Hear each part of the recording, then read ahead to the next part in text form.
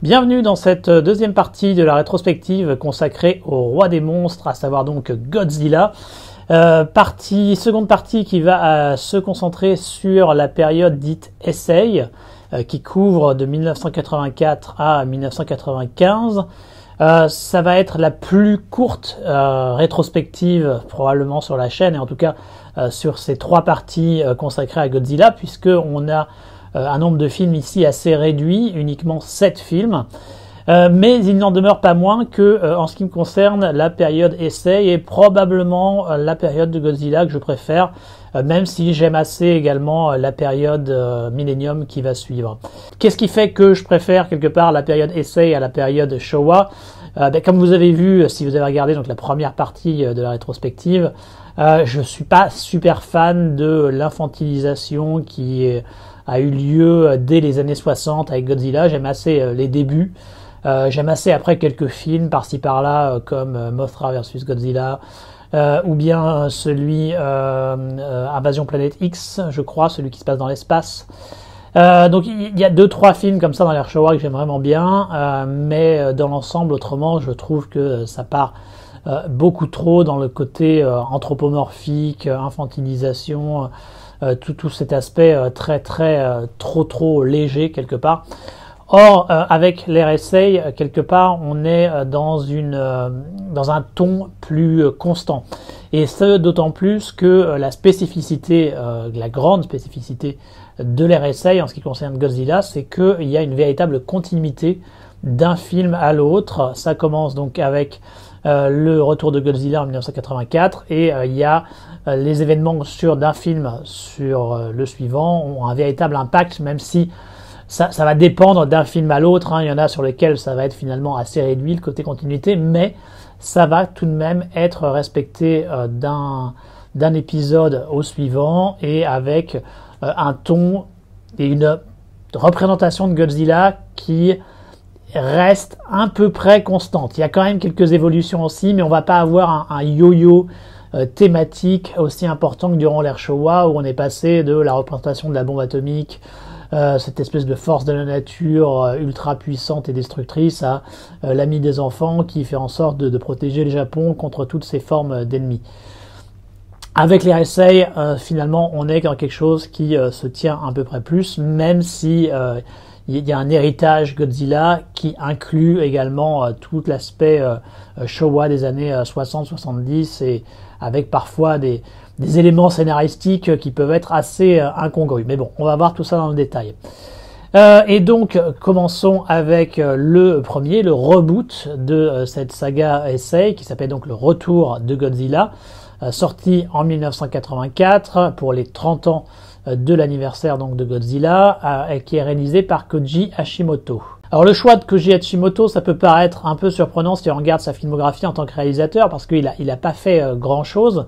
Il a fait le assez désastreux Sayonara Jupiter, qui est un film de science-fiction sorti à peu près dans la même période, je sais plus si c'est un petit peu avant Godzilla ou un petit peu après, et qui était une tentative un petit peu d'aller sur les plates-bandes de 2001-2010, avec des petits bouts de Star Wars également, et qui est hélas assez raté.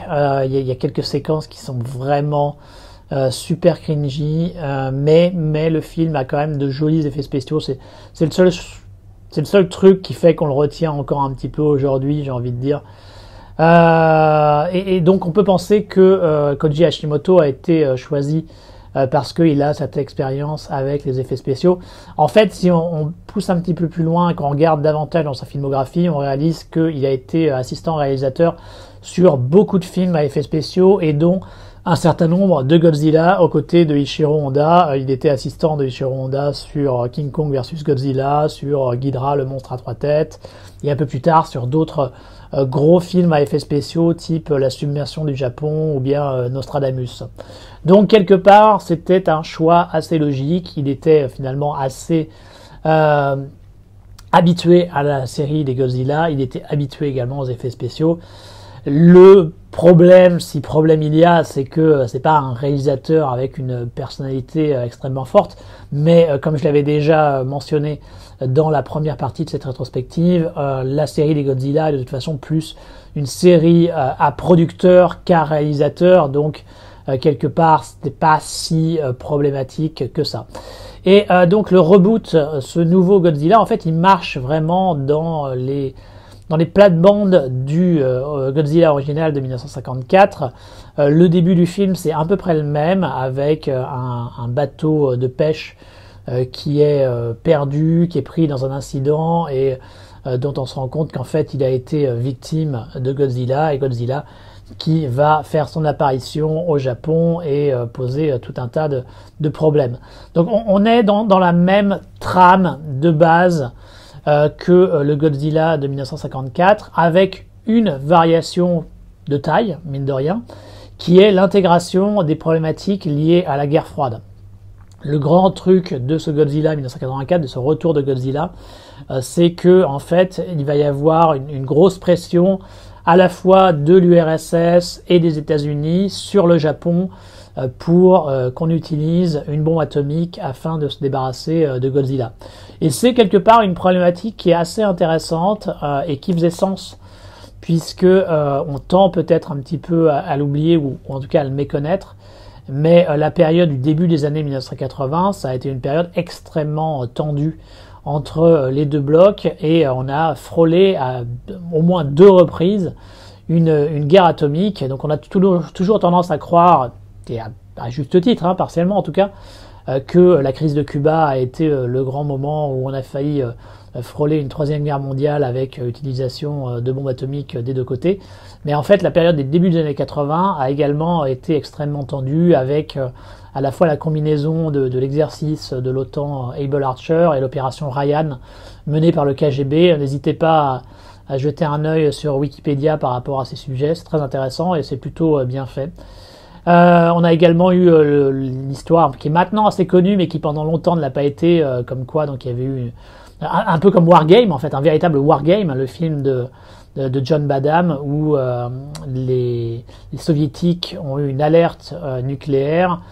Celui qui était en charge de la réponse a pensé que c'était une erreur, et donc n'a pas forcément activé toute la procédure pour répliquer de leur côté. Et effectivement, il avait raison, c'était une erreur de leur système informatique. Et ce pauvre gars a été plus ou moins dégagé après, parce qu'il n'avait pas fait, il n'avait pas suivi la procédure telle quelle, mais en fait c'est un véritable héros qui a quelque part sauvé le monde. Et il y avait un documentaire qui avait été fait sur lui il y a quelques années maintenant. Documentaire qui n'était pas terrible d'ailleurs par rapport au sujet, je trouve qu'il y avait moyen de faire mieux. Enfin, je commence à partir dans les digressions, mais ce que je veux dire par là, c'est que intégrer ces problématiques liées à la guerre froide faisait sens dans un film comme Godzilla 1984, et d'autant plus que en intégrant ces problématiques et en mettant donc la présence d'un conflit atomique, en tout cas la présence de l'utilisation d'une bombe atomique, qu'elle soit du côté soviétique ou américain, eh bien ça permet également de replacer Godzilla comme le symbole de de l'atome, de la destruction liée à l'atome, et donc lui redonner son sens premier, qui avait été celui de la version de 1954 et qui avait été perdu au fur et à mesure de l'évolution des films durant l'ère Showa. Donc double légitimité pour le film d'intégrer ces problématiques. Alors après, autant c'est bien de le faire, après on va pas se mentir, c'est parfois un petit peu lourdeau dans le traitement, dans l'exécution. L'idée est bonne, l'exécution est un peu moins réussie, ça tient en partie au fait qu'on a des acteurs occidentaux qui ne sont pas particulièrement convaincants. Alors déjà, je pense que les acteurs sont pas terribles, et j'ai l'impression, mais je peux me tromper, mais j'ai l'impression qu'ils ont été également doublés derrière par d'autres qui sont pas forcément beaucoup mieux.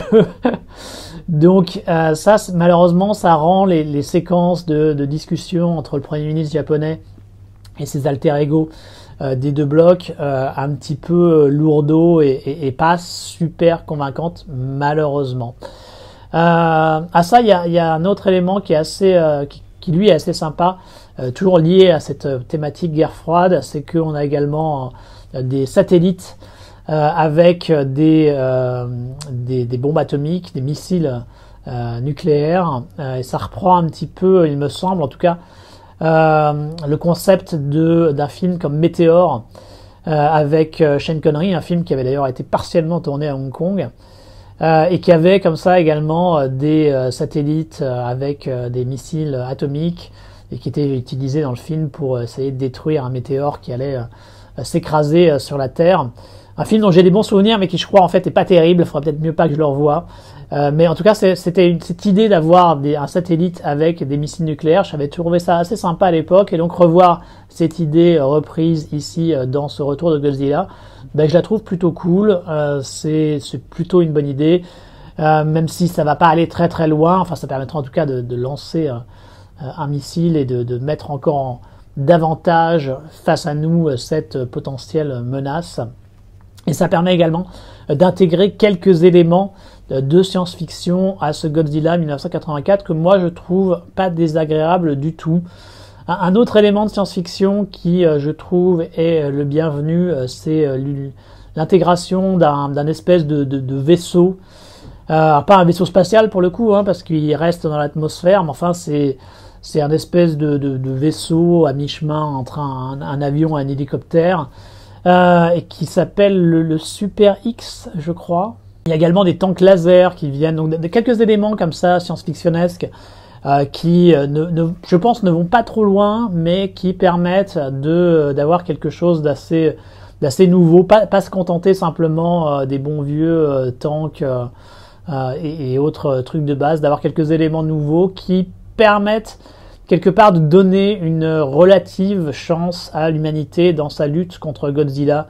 Et moi, c'est quelque chose auquel je suis toujours assez sensible, d'avoir le fait que les humains sont capables de réagir face à Godzilla, qu'ils essayent de prendre leur destin en main et qu'ils ont au moins potentiellement, partiellement, leur chance face à ce kaiju. Même si au final, évidemment, Godzilla reste toujours une espèce de force surpuissante auquel tous ces efforts déployés restent finalement assez vains. Le nouveau design d'ailleurs de Godzilla est vraiment bien foutu. Je trouve qu'il y a un gros travail qui a été fait de la part de l'équipe en charge de ce nouveau Godzilla, et on revient là encore une fois à ce côté 1954 avec cette espèce d'aspect assez massif qui avait été un petit peu perdu au fur et à mesure de l'ère Showa dans cette espèce de tendance à l'anthropoformisation.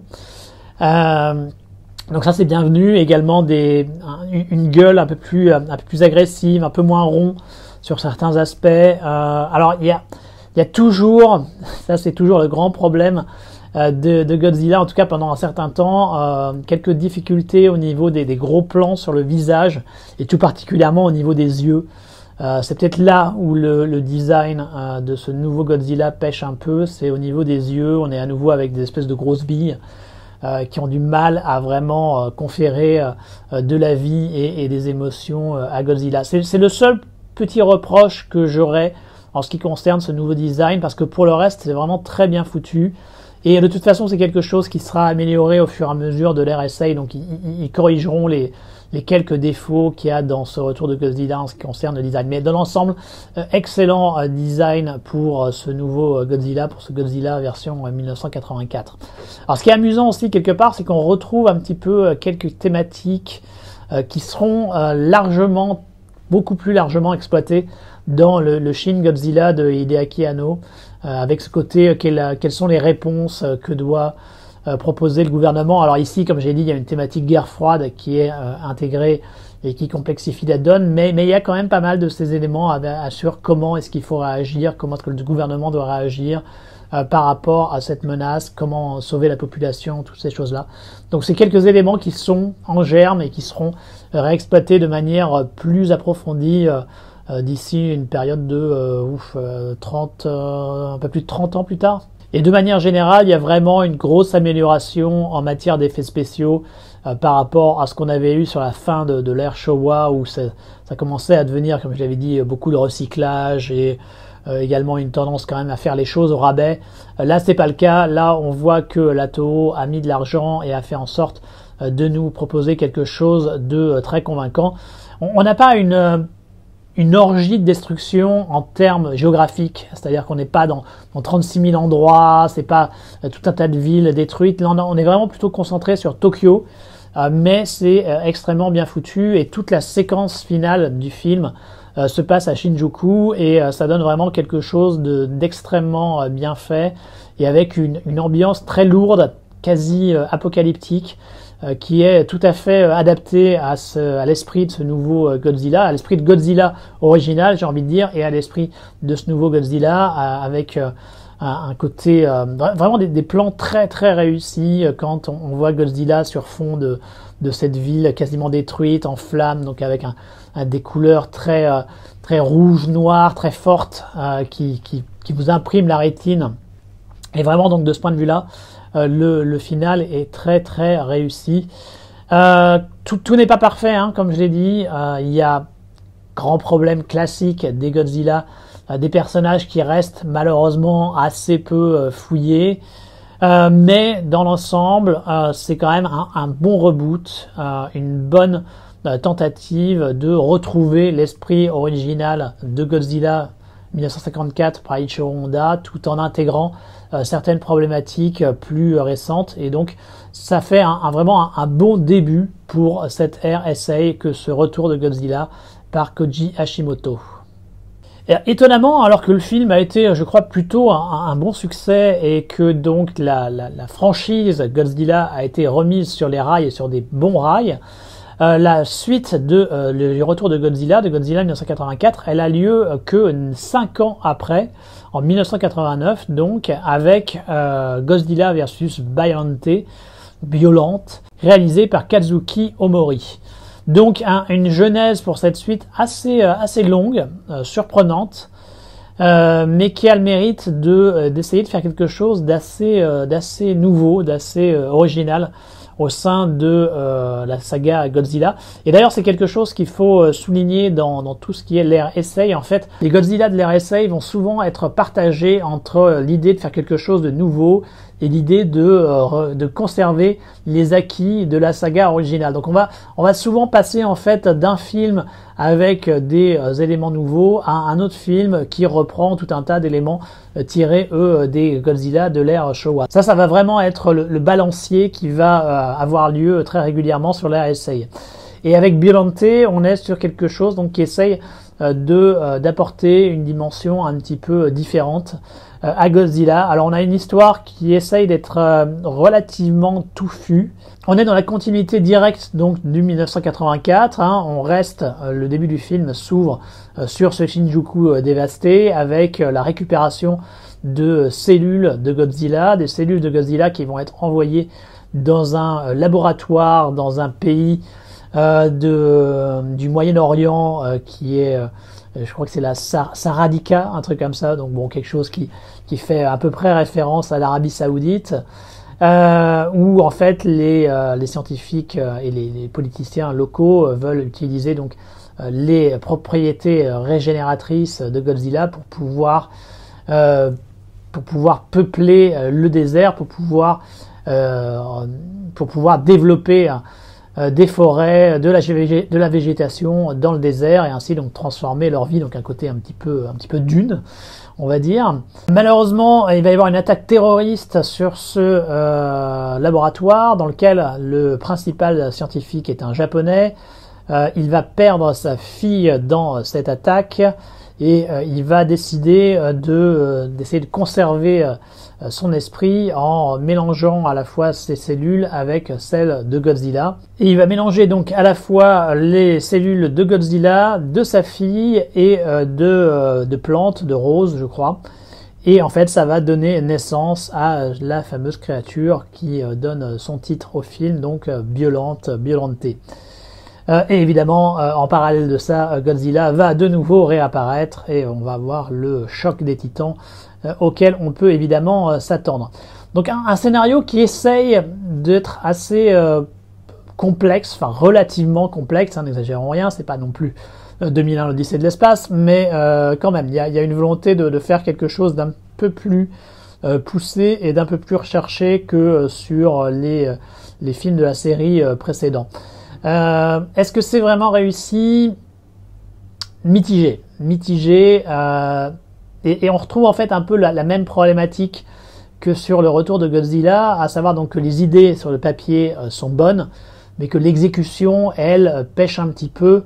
Les séquences, par exemple, dans le pays, l'Arabica, c'est pas Arabica, c'est Arabia, je crois, je sais plus, Aradica, bref. Enfin, en tout cas, l'espèce de pseudo-Arabie Saoudite, c'est pas super réussi, que ce soit dans le côté effets spéciaux pour donner vie à ce pays et dans les séquences de discussion avec les politiciens, avec les personnes en charge.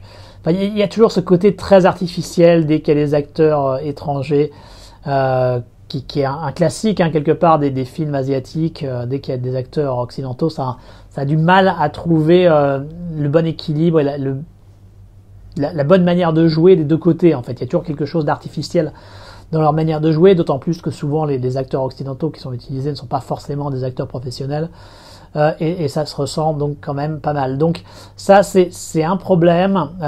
De même, il y a une tentative encore une fois d'essayer d'avoir des personnages un petit peu plus fouillés avec le professeur ici qui quelque part, j'allais dire, est une espèce de variation sur Serizawa, pas exactement parce que la problématique est différente, mais enfin en tout cas on a un personnage de scientifique qui est quand même au centre du récit et avec un certain nombre de questionnements par rapport à ce qu'il doit faire, ce qu'il peut faire par rapport aux possibilités ouvertes par la science. Donc ça, c'est sur le papier, encore une fois, c'est intéressant. Dans la réalisation, ça donne lieu à des discussions assez lourdes.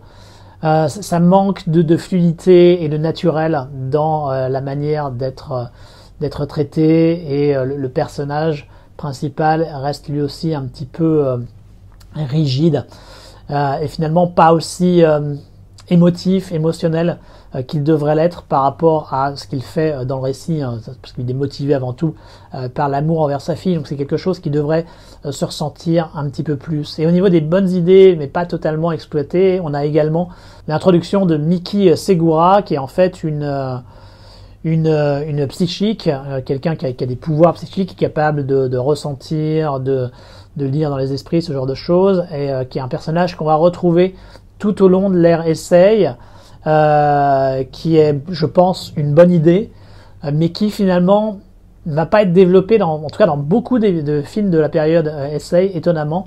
Elle va être là, mais elle va pas forcément servir à grand chose, et c'est un petit peu le cas ici dans Biollante. Elle est introduite, on voit le potentiel du personnage, mais finalement elle aboutit pas forcément à grand chose, en tout cas dans cet épisode, et c'est un petit peu frustrant, un petit peu dommage. Donc là, comme vous le voyez, je suis assez critique envers ce Godzilla versus Biollante, et pourtant c'est un film que j'aime vraiment bien, et ça tient moins à l'exécution en termes de scénario et de personnages, et davantage sur le côté en fait effets spéciaux et design. Déjà parce que notre ami Godzilla a été encore une fois amélioré, et les quelques défauts mineurs que j'avais relevés dans le retour de Godzilla sur ses yeux, sur certains aspects qui sont pas encore tout à fait parfaits en ce qui concerne le visage, ben là ils ont été corrigés, et là ça y est, on a vraiment un design de Godzilla qui est top notch, qui est vraiment excellent, et donc ça fait plaisir dès qu'il apparaît. Il en impose, on sent le côté massif, le côté destructif, dangereux. C'est vraiment parfaitement rendu dans Godzilla vs Biollante. On a également le retour d'une espèce de vaisseau qui s'appelle le Super X2 a priori, on a repris le même principe. Moi j'avais bien aimé que ce vaisseau un peu science-fictionnel existe, donc je suis content de le revoir utilisé ici dans Biollante. Et ce qui vraiment permet quelque part de passer un bon moment avec ce film, c'est Biollante elle-même, qui a un super design. La première, il y a deux grosses séquences en fait avec Biollante. La première où elle est sous forme essentiellement de fleurs, qui est intéressant. C'est étonnant déjà d'avoir quelque chose comme ça, parce qu'on n'a pas le côté kaiju super monstrueux. On a une fleur un peu monstrueuse quand même, une fleur kaiju qui est énorme.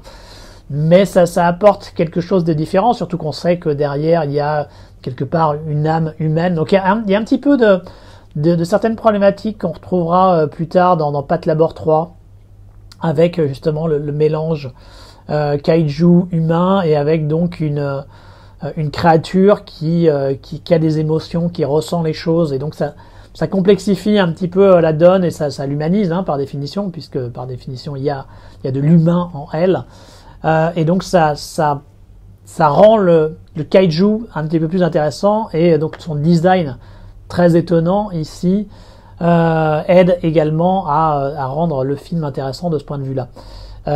Et ça donne un combat qui est pas mal foutu. Alors c'était pas évident parce que vu que c'est une espèce de plante, il n'y a pas beaucoup de déplacements ou quoi que ce soit, donc les possibilités de faire une scène d'action avec sont assez limitées, mais il s'en sort bien. Et puis on a la deuxième partie, la deuxième confrontation entre Godzilla et Biollante, où Biollante se transforme à nouveau, prend une nouvelle forme. Et alors là, j'avoue que le design, je le trouve mais absolument sublime. Donc en fait, on a une espèce de mélange entre une tendance fleur carnivore, et un espèce de crocodile, avec des éléments un petit peu repris de Godzilla également. Donc quelque chose d'assez étonnant en termes de mélange et d'influence, mais qui marche foutrement bien. Ça a vraiment une gueule folle. Et c'est absolument pas trahi par les effets spéciaux. Les effets spéciaux sont sublimes. Et donc l'alliance de ce design génial et d'un travail absolument dingue sur les effets spéciaux fait que cette grosse séquence de combat final entre Godzilla et Biollante fait partie des toutes meilleures de la série. C'est un petit peu court peut-être par rapport à ce qu'on aurait aimé avoir, parce que là, vu qu'on a quelque chose vraiment de magnifique, que ce soit au niveau design et que ce soit au niveau exécution, évidemment on aurait tendance à vouloir que ça dure le plus longtemps possible, mais quelque part c'est mieux vaut privilégier la qualité sur une courte durée plutôt que faire beaucoup trop long et commencer un petit peu à saloper l'exécution. Donc ça, c'était vraiment une des toutes meilleures séquences de la saga Godzilla, que cette confrontation finale entre Godzilla et Biollante. Donc rien que pour ça, c'est vraiment recommandé. Même si, comme je l'ai dit, le film a quelques faiblesses en termes de développement des personnages, en termes de déroulement du scénario, qui est parfois un petit peu laborieux, et tout ce qui est de la présence des acteurs occidentaux qui sont pas vraiment tout à fait au diapason ou au niveau. Donc il y a des problèmes, mais le positif l'emporte sur le négatif, et au final, j'aurais tendance à dire qu'on passe quand même un bon moment devant ce Godzilla vs Biollante, donc le deuxième film de la période Heisei. Pour le troisième Godzilla de l'ère Heisei, la production, la Toho, a mis beaucoup moins de temps, et en 2 ans plus tard, en 1991, on a eu droit à Godzilla vs King Ghidorah. Donc voilà, comme vous voyez, King Ghidorah, un grand classique, un des personnages, un des kaiju emblématiques de la saga Godzilla, qui vient donc montrer le bout de son nez, enfin le bout de ses 3 nez pour cette saga Heisei. C'est exactement ce que je vous disais, comme quoi ça va tout le temps osciller entre nouveauté et retour dans les sillons déjà tracés par les films de l'ère Showa. Et avec Godzilla vs King Ghidorah, on est vraiment dans cette idée de revenir dans une certaine trame qui a déjà été définie par les films de l'ère Showa. Et donc ici, en fait, on a l'apparition de ce qui semble à l'origine être des extraterrestres, mais qui sont en fait des hommes du futur. Donc ils sont venus dans le passé grâce à une machine à remonter le temps, et ils annoncent que le Japon va être totalement détruit par Godzilla dans le futur. Et donc, pour éviter que ça se produise, ils proposent d'aller dans le passé, récupérer le dinosaure qui est à l'origine de Godzilla, parce que là on a clairement une espèce de filiation avec un tyrannosaure, et donc le faire disparaître et ainsi sauver le Japon. Et donc c'est ce qui se passe. Ils vont dans le passé, effectivement, ils capturent le dinosaure en question, sauf que quand ils reviennent dans le présent, c'est pas Godzilla mais King Ghidorah qui est là et qui fout le dawa et qui est en train de détruire le Japon. Et en fait, on se rend compte que c'était un piège fait par ces hommes du futur qui voulaient en fait, qui souhaitaient la destruction du Japon. Et donc, il va falloir enrayer cet événement. Donc on est dans l'héritage des films comme Invasion Planète X, dans cette espèce de côté la venue d'extraterrestres qui essayent de faire semblant d'être sympas pour l'humanité, mais qui en fait ont leur propre projet néfaste. Et donc là on a le même principe, mais avec une variation, puisqu'à la place d'extraterrestres, ce sont des gens qui viennent du futur. Il y a de toute façon une grosse influence hollywoodienne qui est présente, puisque on pense à des gros bouts repris de Terminator 2, puisqu'il y a un cyborg qui accompagne nos hommes du futur, donc lui il fait clairement référence au T-800 type Arnold Schwarzenegger, donc dans Terminator 2. Il y a également des références directes à Jurassic Park, avec le fait qu'on ait un tyrannosaure et que Godzilla soit clairement défini comme étant une mutation d'un tyrannosaure. Donc grosse influence de l'ère Showa, grosse influence d'Hollywood, ce qui donne un patchwork assez inégal. C'est un film très très inégal, où le sympa le côtoie au assez raté, assez kitsch. Moi, par exemple, tout ce qui est autour des hommes du futur, j'aime assez le design, le côté science-fictionnesque qui est présent. On va avoir également une espèce de fusillade avec des pistolets laser, ce genre de choses. Tout cet aspect-là, je le trouve plutôt sympa. Mais à côté de ça, on a les acteurs occidentaux qui sont utilisés ici pour représenter donc les hommes du futur, qui sont quand même pas terribles du tout, qui ont des costumes assez spéciaux. Celui qui joue le cyborg également, il a l'air très sympa, mais il a pas du tout la tête de l'emploi, et ça donne des séquences d'effets spéciaux qui sont quand même parfois un petit peu funky. Donc il y a vraiment ça côtoie le pire et le meilleur dans ce Godzilla versus King Ghidorah. Heureusement, j'ai envie de dire, quand on passe aux séquences à effets spéciaux avec les kaiju proprement dit, là c'est vraiment pas mal. Alors je dis bien avec les kaiju, moins quand c'est avec le dinosaure, l'espèce de tyrannosaure qu'on a, qui lui a quand même pallie pas mal par rapport à la concurrence de Jurassic Park. C'est quand même nettement moins convaincant, nettement moins réussi. Mais dès qu'on passe vraiment au kaiju proprement dit, avec Godzilla, avec King Ghidorah, là c'est vraiment pas mal. Là on a quand même du bon boulot en termes d'effets spéciaux, et ça permet de monter le niveau du film un petit peu vers le haut, donc ça c'est bienvenu. Comme d'habitude, malheureusement, on va dire, avec la série des Godzilla, à nouveau, les personnages manquent un petit peu de profondeur. Alors là, il y a un des personnages principaux, c'est un journaliste, et j'avoue que j'ai pas trop regardé, mais je pense que le gars devait être une espèce d'idole ou quelque chose d'approchant, une espèce de sex symbole pour le Japon de la fin des années 80, parce que il arrête pas de passer son temps à être torse-poil dans le film. Donc je pense que évidemment le gars c'est un beau gosse, il n'y a pas de souci là-dessus, mais c'est peut-être un petit peu trop mis en avant au détriment d'un peu plus de travail psychologique sur les personnages. Mais comme je l'ai dit, c'est une constante malheureuse de la série des Godzilla, donc on peut pas vraiment en être surpris. On a également Miki Segusa qui est toujours présente, mais pareil, à nouveau, elle est là, mais tout son potentiel n'est pas pleinement exploité. Donc il y a toujours ce côté un peu frustration qui demeure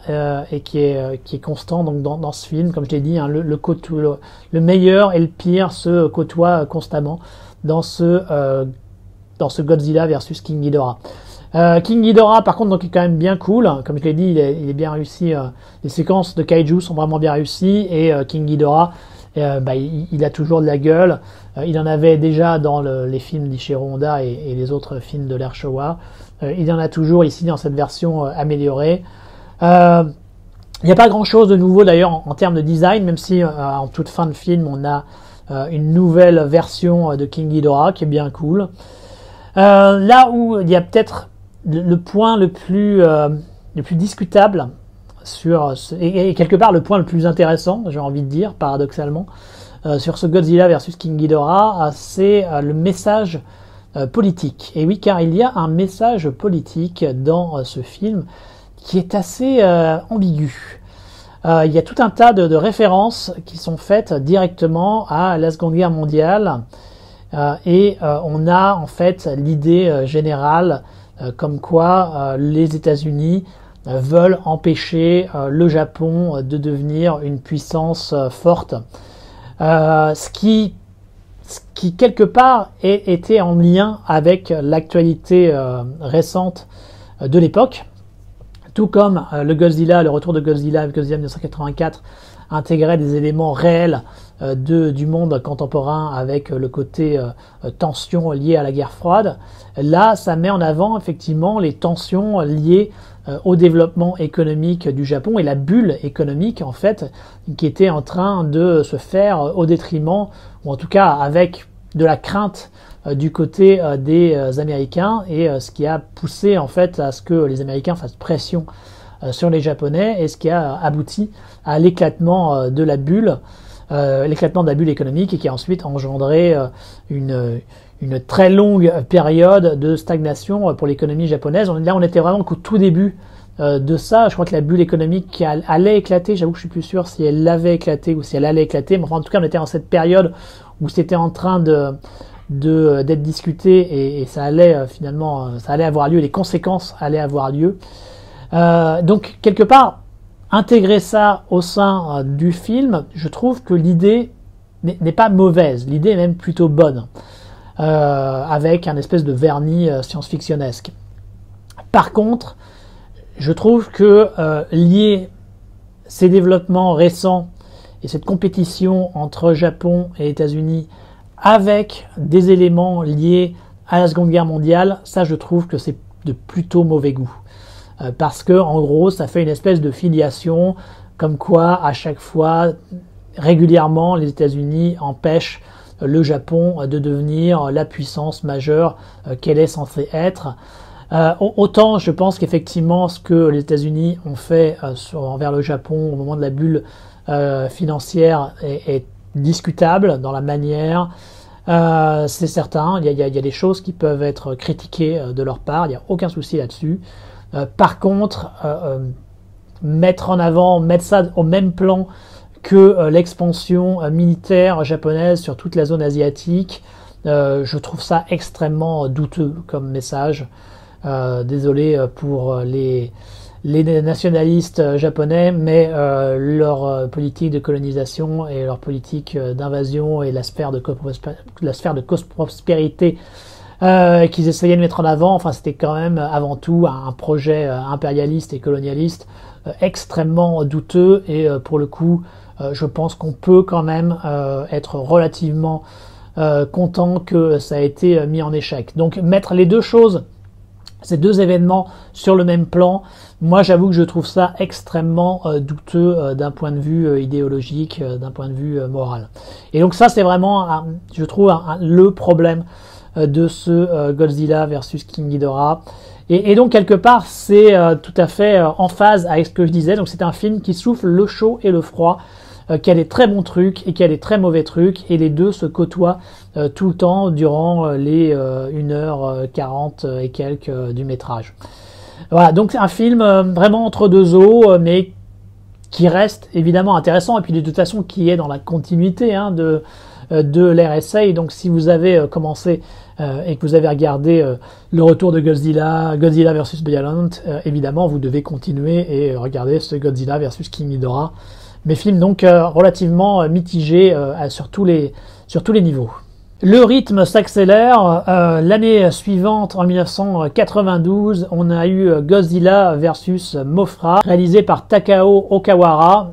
Takao Okawara, ça va un peu devenir le réalisateur spécifique de la série Heisei. En tout cas, c'est celui qui va réaliser le plus de films Godzilla de l'ère Heisei. C'est un petit peu soit le Ichiro Honda, soit le Jun Fukuda de l'ère Heisei, en quelque sorte. Et donc dans ce Godzilla versus Mothra, eh bien, comme le nom l'indique, on a le retour du fameux papillon géant dans ce qui est une sorte de remake, variation du Mothra versus Godzilla des années 60 réalisé par Ishiro Honda. Donc heureusement, il y a quand même quelques éléments un petit peu nouveaux avec l'introduction d'un autre kaiju qui s'appelle Batra et qui est en fait une espèce de version maléfique de Mothra avec donc le design qui va avec, hein, quelque chose de beaucoup plus agressif et noir là où Mothra est tout kawaii et lumineux. En termes de scénario, on a une météorite qui tombe sur la Terre et qui réveille Godzilla. Une équipe de scientifiques est envoyée sur l'île où la météorite est tombée afin d'enquêter. Ils découvrent un œuf de Mothra. Œuf de Mothra qu'ils vont ramener au Japon. Autour de cet œuf de Mothra, ils découvrent également l'existence d'une ancienne civilisation qui était capable de contrôler le climat et et qui a donc créé ce fameux autre kaiju dont j'ai parlé, le fameux Batra. Donc évidemment tout ça va se terminer par une baston générale au Japon comme il se doit. Donc là, on est encore une fois, hein, comme je l'ai dit, tout comme sur le King Ghidorah, on est dans la continuation, ou en tout cas une réinvention d'un certain nombre d'idées qui avaient déjà été utilisées dans l'ère Showa. Le côté de la civilisation qui contrôle le climat, il y avait déjà un petit peu ça dans un des films de Jun Fukuda, le deuxième qu'il avait fait, le fils de Godzilla. Il y a également une orientation un petit peu film d'aventure, Indiana Jones, qui semble également faire référence à certains autres films de l'ère Showa, type King Kong versus Godzilla ou quelques autres qui avaient ce côté un petit peu film d'aventure désuet. Donc on retrouve un certain nombre, encore une fois, d'éléments issus de l'ère Showa qui sont réarrangés un petit peu différemment pour cette ère Heisei. On a, comme il se doit, un message également un petit peu écologique qui est souvent présent à partir du moment où on a Mothra. Hein. Mothra, c'est un petit peu l'incarnation positive de la Terre, de Gaïa en quelque sorte. Donc dès que Mothra est présente, on a tendance à avoir un message écologique également. Et donc c'est un message qui fait sens et qui est bienvenu ici. Ça apporte un petit truc positif au film, on va dire. Et après, on a donc la fameuse grosse baston entre les trois kaiju, Mothra, Batra et Godzilla, qui, selon les standards en vigueur dans l'ère Heisei, est extrêmement bien faite. D'un point de vue effets spéciaux, c'est extrêmement réussi. Ce qui est pas évident, hein, à chaque fois dès qu'on a des créatures comme Mothra et Batra, vu que ça vole dans tous les sens, c'est pas forcément facile de faire quelque chose d'intéressant d'un point de vue effets spéciaux et en tout cas d'un point de vue technique. Mais c'est bien réussi. Donc c'est pas un mauvais film ce Mothra versus Godzilla version 1992, c'est même plutôt sympathique. Mais le problème c'est que tout ça c'est quand même foncièrement du déjà vu. Alors oui, il y a Batra qui est nouveau, mais c'est vraiment le seul élément nouveau, et même s'il lui est nouveau, c'est quand même qu'une variation maléfique de Mothra, donc c'est pas non plus une recherche en termes de design et en termes de nouvelles créatures qui est extrêmement poussée. Donc pas un mauvais opus, ça se laisse très bien regarder, c'est pas désagréable du tout, mais finalement ça ne peut pas non plus être très marquant parce que ça ne parvient pas à se distinguer par rapport à ce qui avait été fait lors de l'ère Showa ou même par rapport à des films un peu plus intéressants comme le premier Retour de Godzilla ou Godzilla vs Biollante. Takao Okawara, donc comme j'ai dit, ça va être le réalisateur de la série et donc il est logiquement rappelé pour faire du service sur le film suivant qui sort l'année d'après en 1993 et qui est Godzilla vs Mechagodzilla 2. Donc 2 puisque ça fait référence au premier Mechagodzilla de 1974, même si en réalité il y a eu 2 Mechagodzilla, hein, puisqu'il y a eu aussi le retour de Mechagodzilla. C'était pas le titre d'ailleurs exact, c'était Terror of Mechagodzilla en anglais. Whatever. En tout cas, donc on a ici évidemment l'introduction de Mechagodzilla. Donc encore une fois, là on est sur les plates-bandes de l'ère Showa avec l'arrivée d'une autre création emblématique de l'ère Showa. mais le traitement est, à mon avis, beaucoup plus intéressant. En tout cas, ça permet de se distinguer par rapport à ce qui avait été fait durant l'ère Showa en ce qui concerne Mechagodzilla. Puisque là maintenant, Mechagodzilla, qui est créé avec la technologie qui avait été ramenée du futur dans Godzilla vs King Ghidorah, donc ce nouveau Mechagodzilla, il n'est pas une créature maléfique utilisée par les extraterrestres pour conquérir la Terre. Là non, au contraire, c'est un outil pour l'humanité, pour se confronter au kaiju et ainsi pouvoir résister et survivre. Par rapport donc à la menace de ces monstres géants. Et moi, comme je vous l'avais dit, j'aime bien quand les humains sont capables de répliquer, sont capables d'avoir un rôle actif et pas juste être de malheureux témoins passifs des événements. Et donc cette nouvelle réinterprétation de Mechagodzilla, moi j'avoue que j'aime vraiment beaucoup. D'autant plus qu'il y a une nouvelle version du Super X qui s'appelle ici le Garuda, donc un espèce de vaisseau, avec un design bien meilleur que le Super X. Le Super X, ça faisait un petit peu boîte de savon. Là, on a quelque chose quand même d'un peu plus intéressant au niveau design, avec un côté plus proche d'un aigle, quelque part. Mais ça donne quelque chose de visuellement plus intéressant. Donc on a vraiment deux gros outils, deux grosses machines que les humains peuvent utiliser pour résister au kaiju, et ça donne quelque chose de vraiment sympathique avec des bons designs. Le design original de Mechagodzilla de 74 était sympa, mais là on monte encore d'un niveau. Je trouve que ce design de ce nouveau Mechagodzilla est absolument excellent. On retrouve ce savoir-faire en termes de design et d'exécution des effets spéciaux qui fait vraiment la marque de fabrique et le sel de cette saga Heisei, et qui fait que pour moi la saga Heisei est par certains côtés et par beaucoup de côtés supérieure à la saga Showa. Donc ça c'est vraiment de très bonnes idées, je trouve. D'autant plus qu'il y a une volonté, alors qui n'est pas totalement convaincante, mais qui a le mérite d'être là, d'avoir une espèce d'équipe d'humains en charge des deux machines en question, qui se veut un petit peu internationale. On a par exemple une femme occidentale dans l'équipe qui doit conduire Mechagodzilla. Bon, après, en réalité, la majeure partie des gens au sein de cette équipe sont japonais, sont des acteurs japonais, et les autres acteurs sont tout à fait en retrait, mais je trouve que la démarche est plutôt sympathique.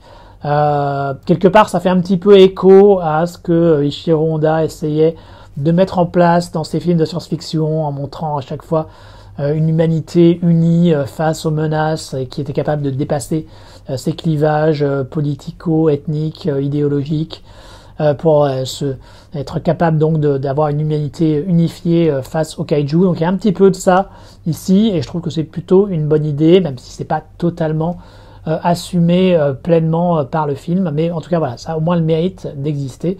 Donc tout ça, je trouve que c'est d'excellentes idées au sein de ce Godzilla vs Mechagodzilla 2.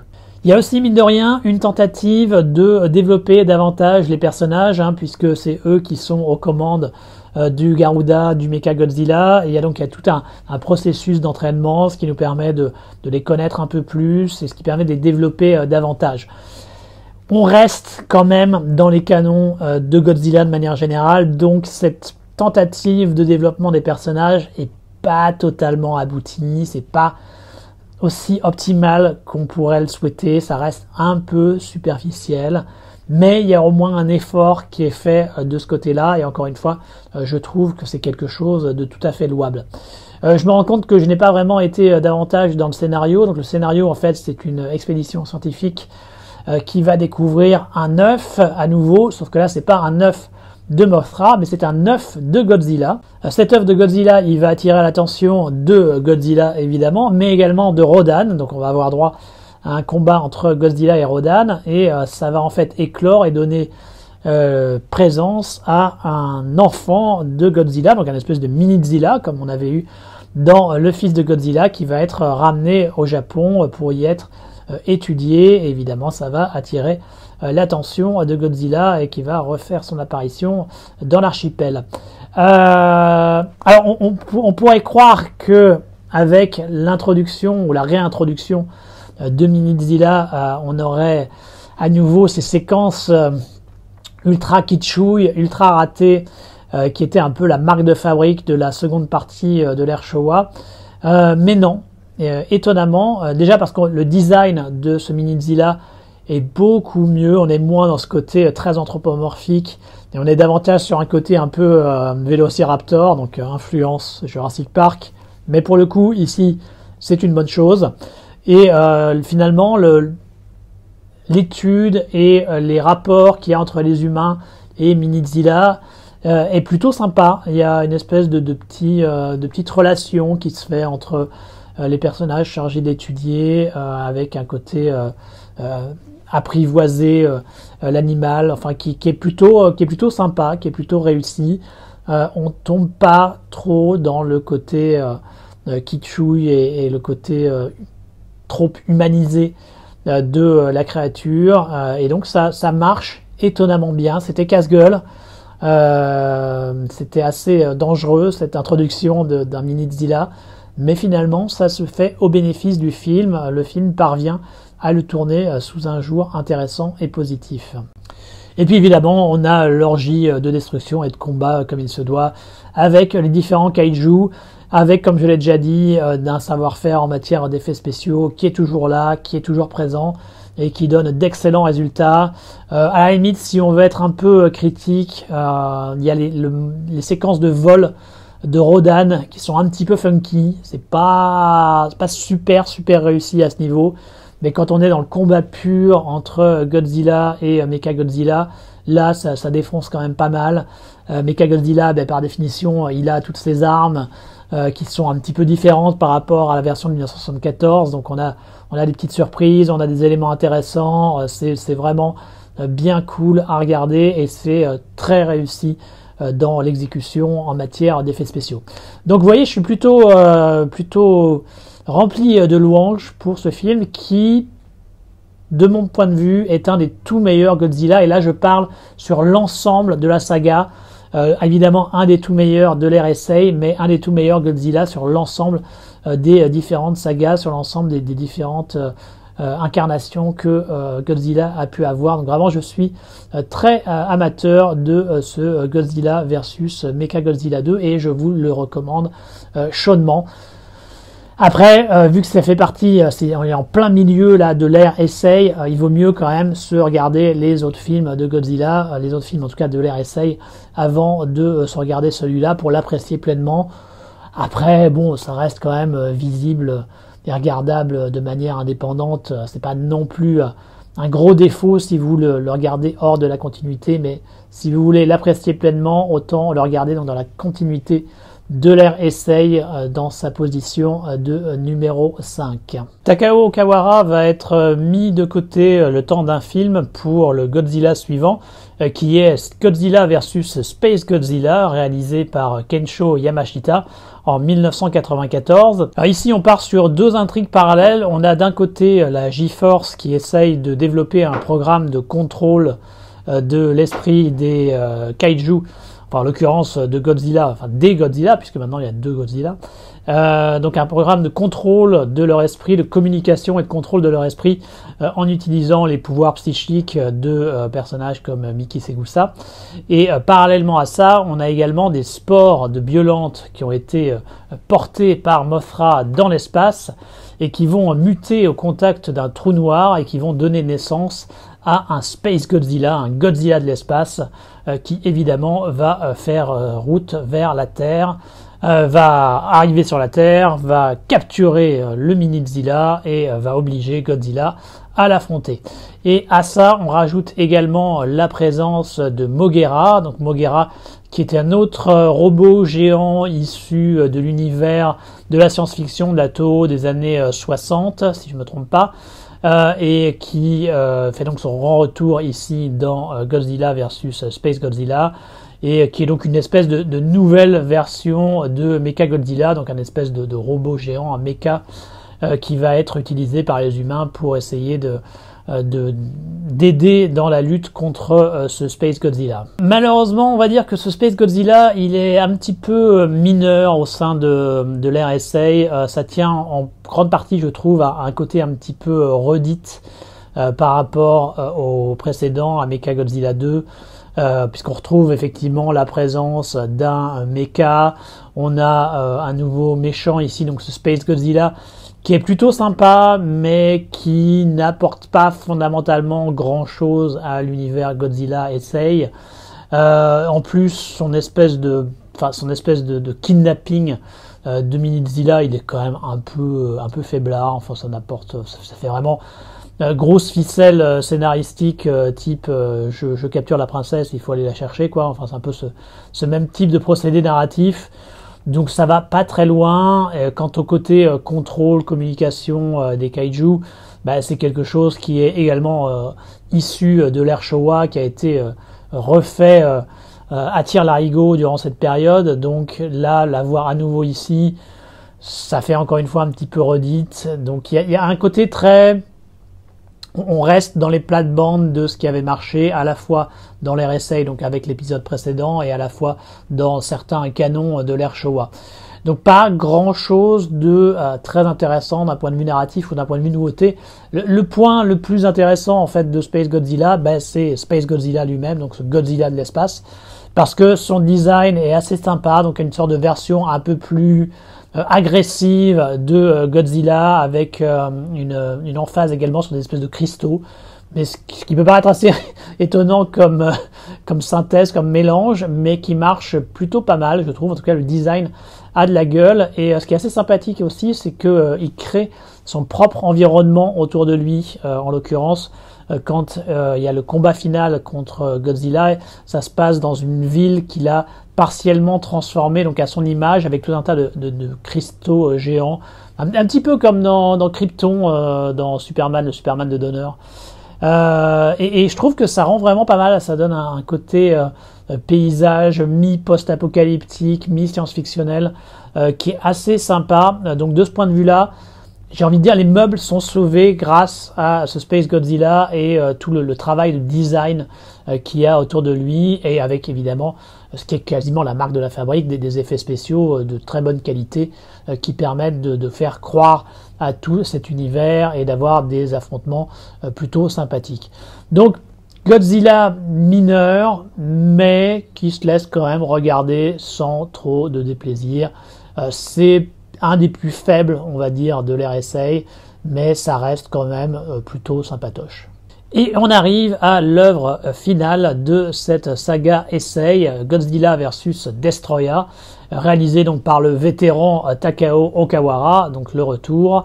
Un film donc qui est sorti en 1995 et qui voit Godzilla être en train de mourir. Il y a une espèce de fission atomique qui est en train d'avoir lieu dans son corps, donc c'est un espèce de Tchernobyl ambulant qui se balade et qui est amené à mourir d'ici quelques jours ou quelques semaines, je me souviens plus exactement de la temporalité.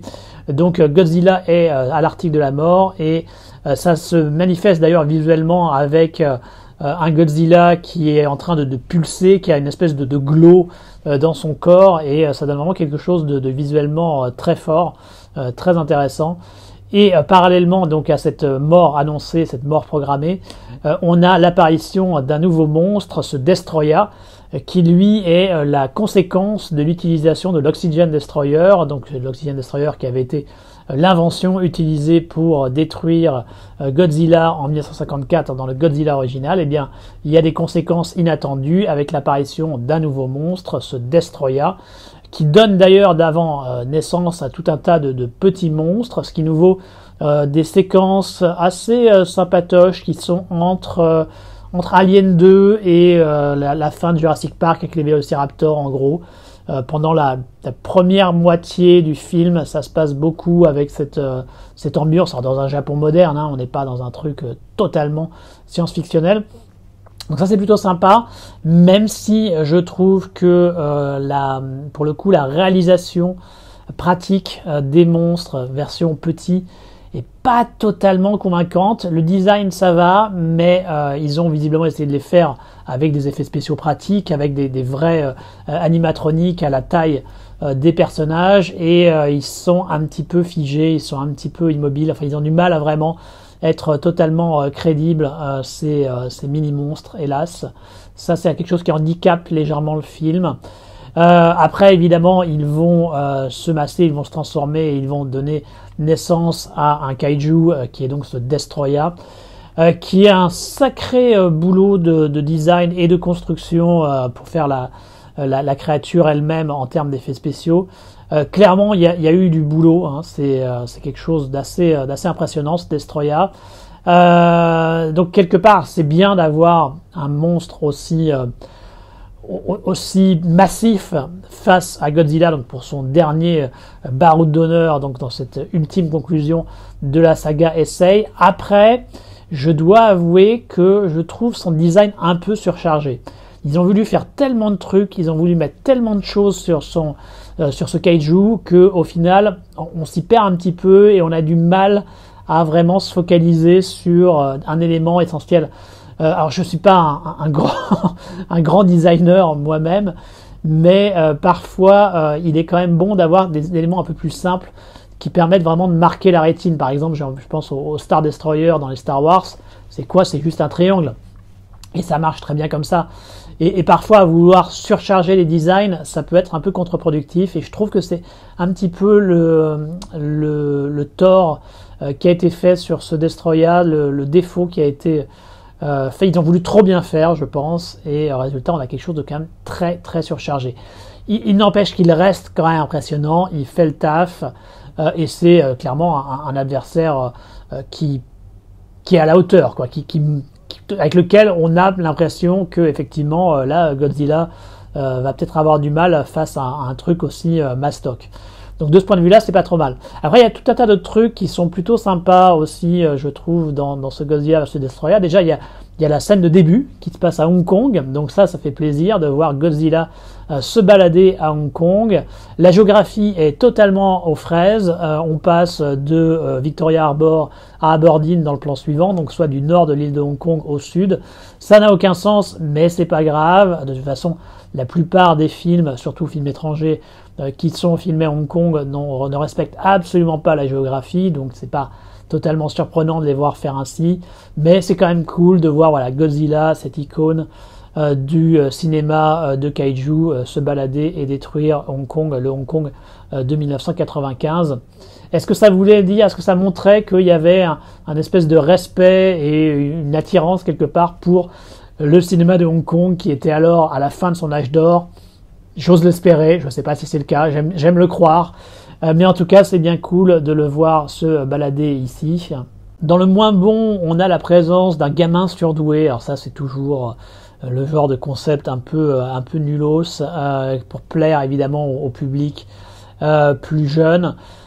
C'est pas génial, je pense que ça aurait été mieux s'ils avaient fait un personnage un peu différent, mais c'est pas non plus un problème majeur. Finalement, il passe à peu près, il n'est pas trop agaçant, ce qui est souvent le problème de ce type de gamin pseudo-surdoué dans le cinéma. Donc ça passe, mais c'est pas génial.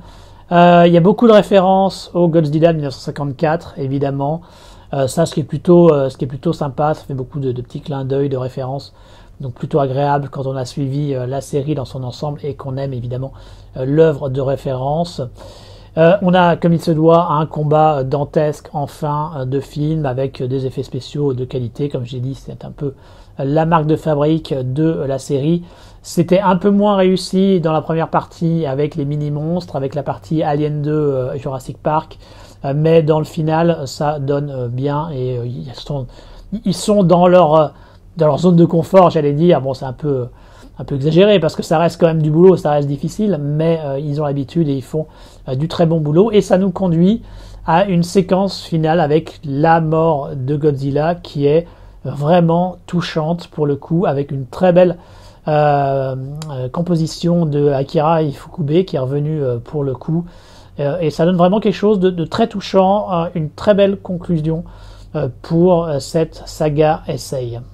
Et voilà, nous avons donc couvert cette série de 7 films, la saga Heisei de Godzilla, qui, comme je l'avais dit en introduction, est pour moi une de celles que je préfère. Alors évidemment, comme toute saga, elle a des hauts et des bas. Il y a toujours ce problème de balancier entre l'univers Godzilla tel qu'il a été codifié par l'ère Showa et la nécessité et la volonté de faire quelque chose d'un peu nouveau. Et ça a un peu de mal à trouver un équilibre tout à fait idéal par rapport à ces deux tendances. Mais dans l'ensemble, je trouve que le boulot a été fait plutôt bien et qu'il a la consistance, la relative consistance qui a été conservée du début de cette saga en 1984 jusqu'à sa fin en 1995 est tout à fait louable. Et donc ça fait, comme j'ai dit, que cette saga Heisei est pour moi une des plus sympathiques de l'univers Godzilla. Également, avant que j'en termine, un petit mot sur les posters. Des posters que j'ai utilisés abondamment dans cette vidéo, c'est ceux que j'ai à chaque fois mis en illustration et qui étaient donc les posters officiels de la sortie des films et qui ont tous été signés par le même illustrateur qui est Noriyoshi Horai et qui est un excellent illustrateur qui avait par exemple fait une très belle affiche pour l'Empire contre-attaque, je crois que c'était pour la sortie japonaise de l'Empire contre-attaque. Il a fait bien d'autres choses tout à fait excellentes et qui a signé très certainement les plus belles illustrations, les plus beaux posters de films de Godzilla. Moi j'avoue que je les adore, je les trouve absolument brillants. Ça promet un spectacle absolument incroyable, alors qui parfois n'est pas forcément à la hauteur quand on voit le film, mais ça aiguise l'imagination, ça excite les envies cinéphiliques, j'ai envie de dire, et donc c'est la marque d'un grand illustrateur et c'est la marque de posters de qualité. Il continuera d'ailleurs à en faire quelques-uns pour l'ère Millennium et ça participe également, j'ai envie de dire, à l'identité visuelle de cette saga Heisei, d'avoir tous les posters qui ont été faits par le même illustrateur et qui à chaque fois a fait un boulot absolument phénoménal. Donc c'est absolument génial d'avoir eu cette saga avec un tel artiste en termes d'illustration marketing. Donc j'espère que vous avez trouvé ça intéressant comme d'habitude. Je vous revois très bientôt pour la troisième et dernière partie de cette rétrospective consacrée à Godzilla avec l'ère Millennium, avec les productions américaines et avec tous les autres petits avatars et réincarnations récentes du roi des monstres. N'oubliez pas que si vous voulez soutenir la chaîne, vous pouvez mettre des appréciations positives, vous pouvez commenter, vous pouvez partager et pour ceux qui en ont les moyens financiers et l'envie, vous pouvez également participer au Patreon. Et évidemment, tout type d'aide, tout soutien sera grandement apprécié et je vous en suis très reconnaissant. D'ici là, je vous dis à très bientôt sur la maison du cinéma asiatique.